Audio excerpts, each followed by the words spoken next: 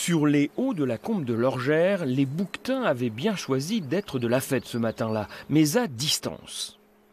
Ouais, les bouquetins sont plus très loin du filet, ils commencent à descendre gentiment vers le filet. Donc là, on est en train d'attendre un petit peu pour voir comment ils évoluent et par où ils vont prendre le chemin de la descente. Cette capture, destinée à marquer et à équiper de colliers GPS la population de bouquetins du parc, c'est le train-train quotidien des gardes verts et bleus rassemblés en cette belle journée de printemps. Un temps idéal pour fêter les 100 ans des verts du parc du Grand Paradis et les 60 des bleus de la Vanoise. Ici, en Haute-Maurienne, à l'endroit même où en 1963, il ne restait plus qu'une poignée d'individus.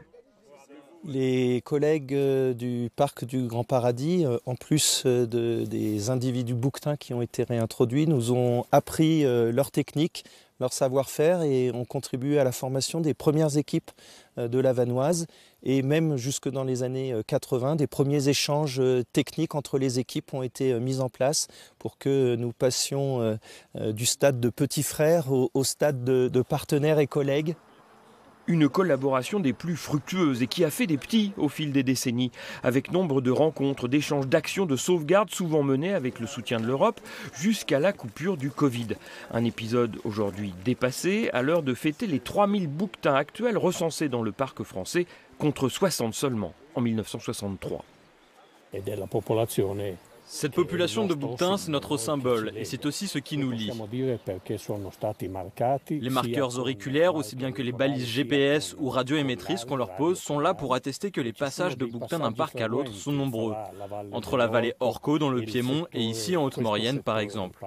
Nos deux populations échangent, se mélangent perpétuellement. Une préservation du bouquetin au bénéfice de toutes les autres espèces vivantes dans les deux parcs.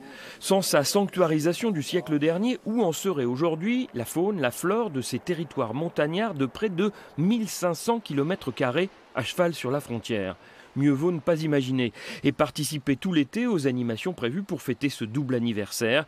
N'en déplaise à ces bouquetins autant altiers que hautains, anniversaire du parc ou pas, aucun n'a daigné se laisser prendre au filet des gardes français et italiens.